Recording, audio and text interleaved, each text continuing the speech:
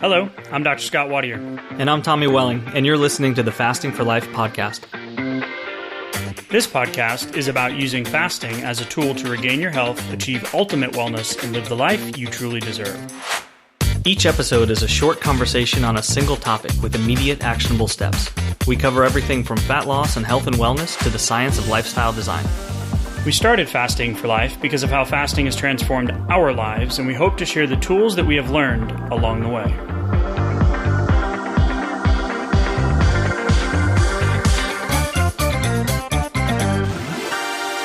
Hey everyone, welcome to the Fasting for Life podcast. My name is Dr. Scott Wadier, and I'm here as always with my good friend and colleague, Tommy Welling. Good afternoon to you, sir. Hey Scott, how are you? Doing fantastic, my friend. Today's episode is going to be a fun one. We're going to affectionately name this conversation that we're going to have today. We're going to name it the Holiday Hullabaloo. And I think it's going to be a great convo as we are kind of smack dab in the middle of the holiday season. Mm-hmm. And unless you've been living under a rock and have no cell phone, no Wi-Fi, internet access, and maybe no TV, or you live in the woods in a tent somewhere, you probably know at this point that Christmas is just a mere few weeks away. Yeah. And, you know, Thanksgiving was a blur. So we want to be able to make sure that we set y'all up for success.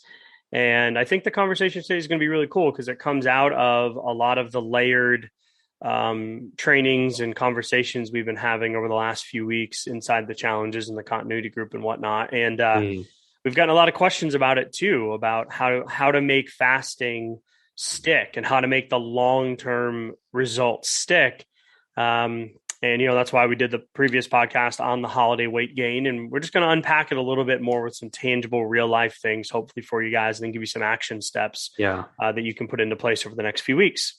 Yeah, because, you know, looking back over the years, this was always a really tough time of year where it was kind of like it's easy for goals and priorities to kind of take a back seat to a lot of external pressure and a lot of things that we're going to be unpacking, and you know, we can pay for that all year long if we don't have the right intention going into this time of year, and just a few tweaks here and there can make for a much different experience is what we found over the last few years, which is just absolutely night and day different from how I personally used to go about the holidays.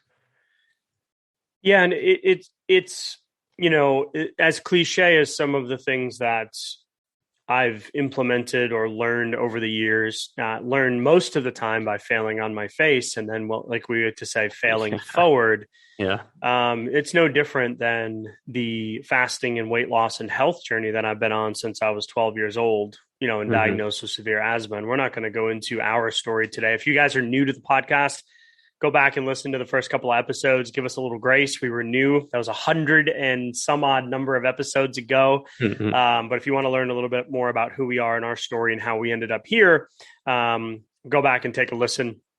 And for you guys that have been with us for a while, you know, we like to say that phrase, you know, failing forward or learning or making this, you know, a lifestyle change. So the Fasting for Life moniker or actual name was that for a reason, that we want to make this lifestyle part of our life and not make the diet the focus, the macro counting and the calories and the meal prepping for hours on the weekends and you know, all of that stuff that didn't really work well for us. Fasting was that switch that allowed us to tap into the physiology and then also simplify the day-to-day life. So right now with the holiday season, you know, this is where a lot of that external or extrinsic influences come into play, and they can really, you know, that I believe it's a country song, Jesus Take the Wheel, like that. Those outside things can come in and take the wheel. You never know what I'm going to say, and they can like veer you off into a ditch. Right. And you know, like it's a good song, by the way. Yeah, I feel like those extrinsic pressures are a lot of kind of what comes into play, whether you're talking like big picture, like this part of the season, this part of the year, or even like moment to moment during the day, like even just thinking back before I had ever set a timer for fasting, and how I would go about, like, okay, well, it was just breakfast, lunch, and dinner with those normal kind of snack times, you know, not understanding the negative effect that I was having, by just kind of being an autopilot, but also letting those extrinsic factors, kind of take a role. Like if I was invited to a lunch or to a dinner or something else like that, it was just kind of like, okay, well, that's just going to be another eating opportunity. And I didn't really take an active role in that decision-making process right there. And so that's more on a smaller scale, but the same thing can happen on a much larger scale, this time of year where we have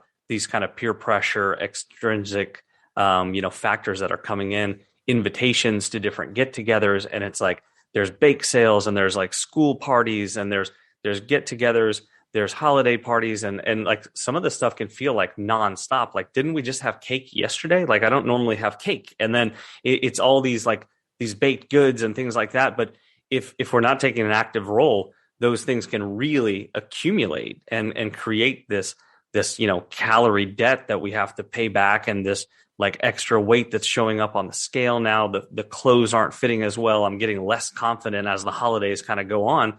And really those are all external forces that end up, stockpiling, against me. Right. Yeah. Taking the wheel. Right. And and veering you off track. Right. So I know we're in an audio medium, but I'm visually grabbing the fake steering wheel and swinging it all the way across my desk. Big swerves. Yeah. Yeah. And it's interesting too, is like, and this is just speaking from personal experience and then all of the feedback that we've gotten from all of y'all that have listened, especially through the holiday last year.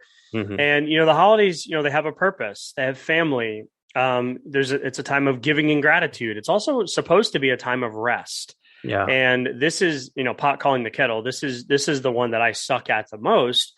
And the entire like gym nutrition industry bases their I don't know the statistics off the top of my head. I should have looked them up I didn't know where this was going to come out here. So don't quote me if I'm incorrect here, but the concept or the overview of it is the majority of the sales for a lot of the gyms and the big gym chains, they make a lot of their money in January that set themselves up for the rest of the year with those 6 and 12 month memberships. Right. Like there's an entire industry that's set up around the holiday malaise and the fact that you're going to do all this extra stuff and indulge more and have more opportunities to veer off track. And then New year, new you, right? Yeah. New year, new you, New Year's resolutions, come on in and get fit and take back the wheel. Right. Right. And so there's a whole industry that we're like, just playing into. And personally, I would, like you said, Tommy, I would do the same thing. I would, I'd work really hard, and be, intentional. And then, it just gets to a point where if you don't focus on it and you're not intentional with it and you don't put up some boundaries, which we'll talk about here in a few minutes, or some non-negotiables, as we like to say, then you're going to lose control. And there's a story that we had heard recently from someone that I'll tell here in just a minute, where it's like we're not putting ourselves first, so to speak. Yeah. That's really kind of the crux of the matter, because even when we go through a day, if I'm doing a 12-hour fast, let's say, it doesn't take a lot of like mental focus to just go, okay, well, I want to do a 12-hour fast, right? I mean, that's a fairly simple thing to do. It's not all that long, but setting the intention for it means I made a decision. I put myself first. I said, you know what? I don't need to eat for the next 12 hours. That's important to me. So let me do that. So I drew a little line in the sand there. It's not a very deep one. It's nothing dramatic, but I still put myself first in that moment, because if I get an invitation to a lunch or something else like that I don't know what's going to come at me today, I still know that I'm doing a 12-hour fast. So it's going to take a lot for me to undo that decision and to go, yeah, you know what? Never mind. That's not what I'm going to end up doing. So taking that a step further and going into the holidays with a little bit of intention means I can draw some small lines in the sand and go, you know what's going to be important to me? Not feeling like I need to undo the last month or the last 2 months when January comes around, or to set a quote unquote New Year's resolution, which is absolutely useless in my personal history of all Right. my New Year's resolutions, right? But I don't remember a single time when I did a New Year's resolution and it didn't involve some sort of weight goal that was always worse off than the previous year. It was a recurring thing, so frustrating over time. So drawing those little lines in the sand is like part of that intentionality that I want to go into the holiday season with.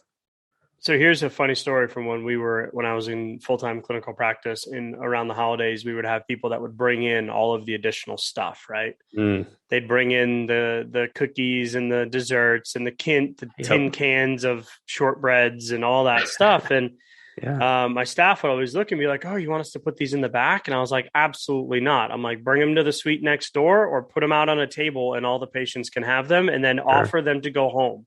And they're like, "Well, aren't we like a wellness center?" I'm like, "Yeah.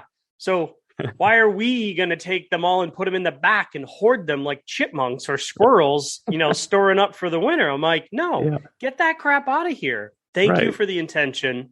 It was super sweet. But I don't need that stuff staring me in the face." So we would literally just leave this little table up and it would just, have a red tablecloth on it. Mm-hmm. And that's where we would put everything. I'd be like, "You guys want to indulge? That's fine. But if I eat that right now, I'm going to need to go under the table and take a nap.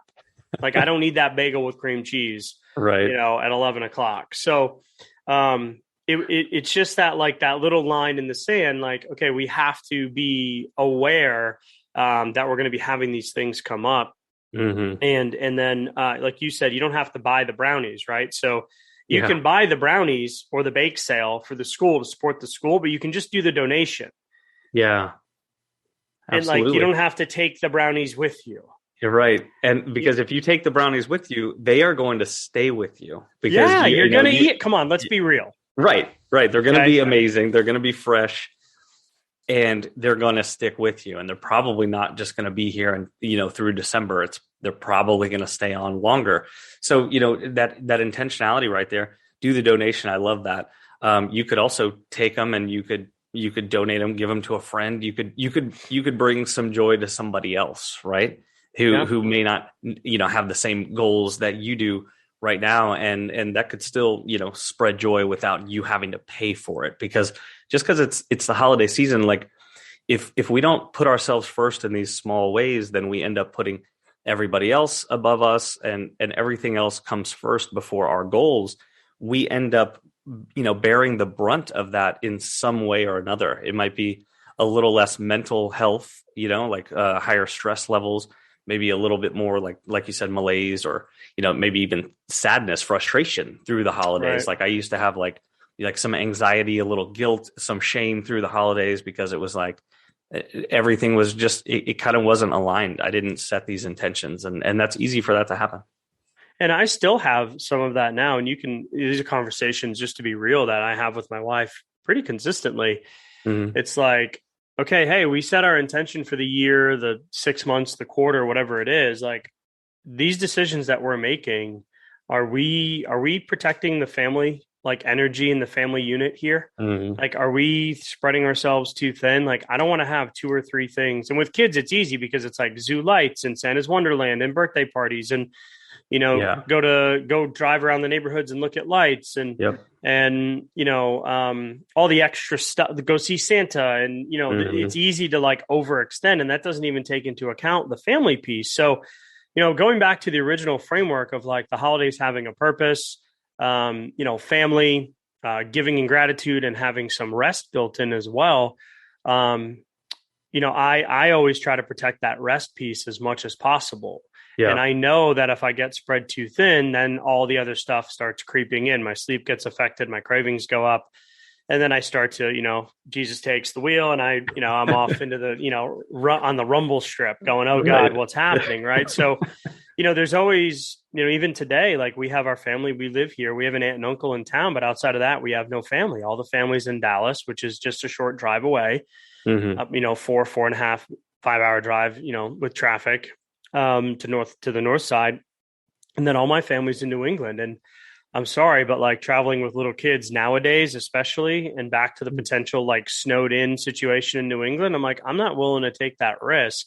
Right. Having the dogs, and I'm like, we have our footprint here. So I want to be intentional and making sure that, the holiday season and the traditions that we're starting stay at the center point. And if you're constantly putting your energy out into the other areas and the other, asks that you get, then that's where you're going to get that holiday malaise or that rundown feeling. And that's, direct toll on the immune system, direct toll on your struggling with your fasting windows and all that kind of thing. Yeah. So learning to say no, we used to do a talk in the clinic this time of year. It was healthy for the holidays. And there would be 10 to 15 minutes of that conversation would just be going through the Covey's priority quadrants and talking about how to say no. Like if you're one of those providers or fixers or people that like to, coordinate and help and you're that social butterfly, you can easily say yes too often. And just telling people that it's okay to say no. You could just feel the stress in the room, yeah, exactly. It was really cool. I wish I had heard that talk. I'm having flashbacks right now because, my wife and I, definitely we like to keep strong relationships. We like to please others. And there was a lot of that, especially around the holidays. It was with step parents and, multiple sets of parents and, across different parts of town. And it was, 3 or 4 or 5 different celebrations, Thanksgiving, Christmas, for each one. And we're driving all over the place. And, so we were taking the brunt of that responsibility and that workload. But at the same time, people were preparing for when we would get over there. And it was okay, well, here's a meal. But, without drawing any lines in the sand, it was just overconsumption for keeping these strong relationships and the social aspect of it. And I never really looked at it like an obligation, but at the same time, it was stressful, and I would pay for it later, throughout the years. And I didn't know how to undo that either. So I didn't say no on the front end, and I didn't have a solution on the back end. So now going into the holidays, we're not going to say yes to every opportunity that comes around, but even the ones that do, they're not all going to be eating opportunities. That's for sure. I'm going to sit there, enjoy the social time, and I'm going to have some black coffee in my hand, not just another meal. So I can just, feel terrible and then have to feel like I need to undo that too. It's a very different experience now. Yeah, it really is. Let's unpack some tangibles here. Some stuff where because we've talked a lot about the macro, the 30,000 foot kind of view and the different things that can come up this time of year. So to frame this out, I used the word cliche earlier, and there's this challenge out there called 75 hard. And it's 2 workouts a day, no TV, sunlight every day, read 10 minutes a day.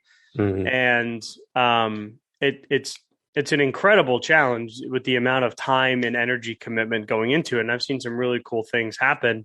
My wife and I have been playing with the idea of doing it, but we have allowed the schedule to not be perfect, air quotes, right? So that can relate directly to, your fasting window, your social calendar and the different things going on around this time of year as well. And I want to, Tommy, when we frame this out in a second, I want to talk about whether or not what your decision is going into the holiday. So from here until the end of the year, do you, on a self-reflection, do you see yourself as someone that can continue to be in a fat loss phase or probably need to back off a little and be more in a maintenance phase? Or you're just sitting there going, I'm new. What the heck do I do? So I want to make sure we frame out those intentionally, but to use the cliche of choose your hard, right? Yeah. This is a phrase that we talk a lot about, especially in healthcare. And with the trainings that I do for the multidisciplinary clinics and training all the medical providers from orthopedics to mid-levels to rehab techs and everybody in between, when patients come in, what we're trying to teach them in our clinics is that they have a choice and you get to choose your hard when it comes to your health. Yeah. Right?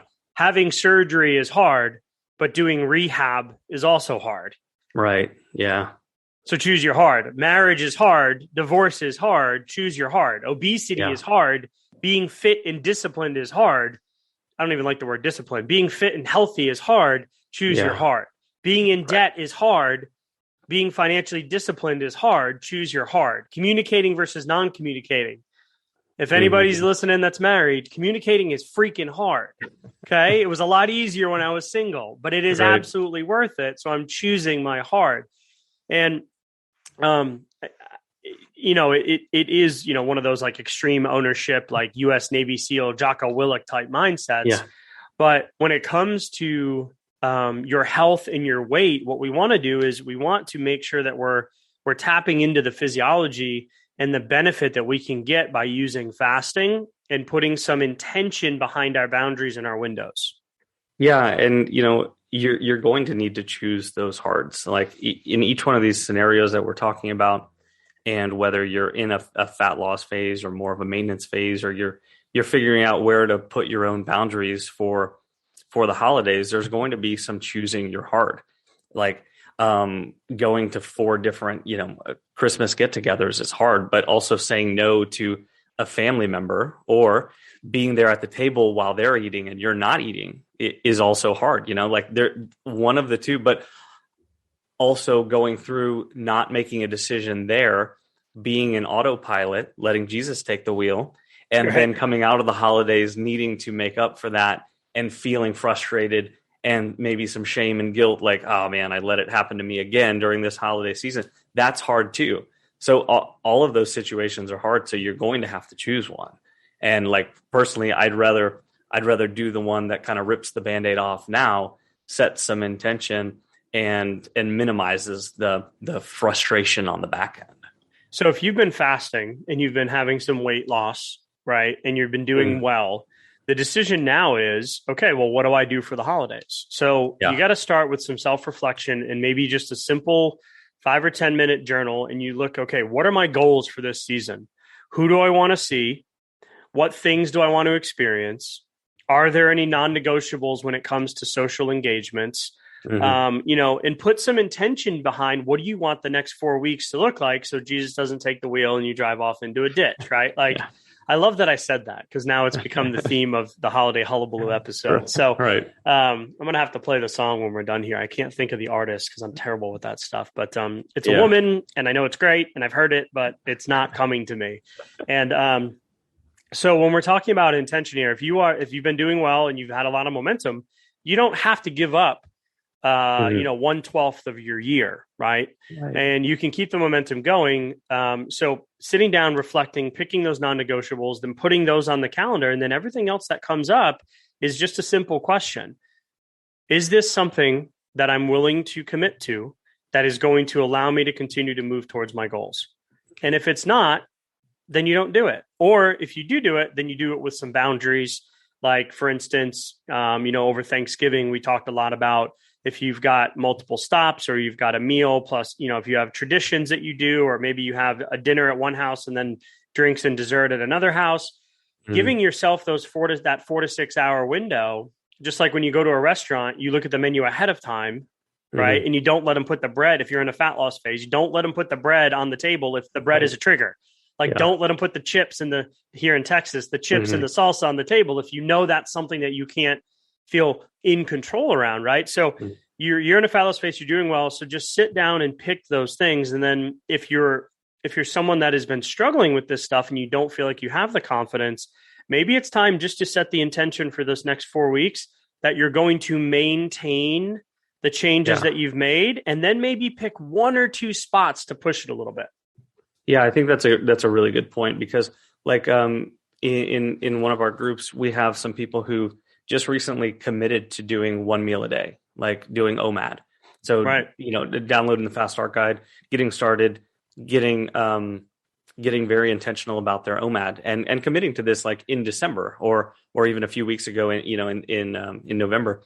And so, if that's an important goal for you, then each one of those days in December, just pick one of those opportunities. Sometimes there might be 2 or 3 or 4 eating opportunities in a day. Well, guess what? Time to arm yourself with some black tea or some black coffee, maybe some sparkling water. Go, enjoy those other things, those other get-togethers, but be ready to choose your heart. And somebody goes, well, aren't you going to be eating? Everyone else is eating. No, that's okay. I just, maybe I already had this meal. Like, I ate something earlier. I have a big dinner planned for later. Whatever it is, one of those little lines that you can just have, kind of quickly.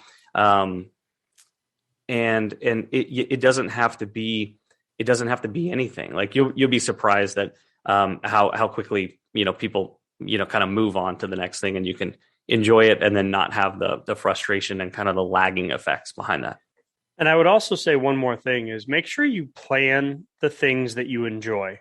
We can't restrict and omit our way to long-term success. So make sure that you're putting in the things that you love and that you enjoy. So for our family, for example, we're going to Santa's Wonderland. And when we go, I'm going to enjoy that day. Yeah. I'm going to give myself the window. We're going to get food. We're going to have an IPA. We're going to, the kids will do the apple cider cinnamon thing or whatever it is. Right. You can keep the cinnamon nutmeg, not my flavor profile. It goes in the same bin as the pumpkin. Right.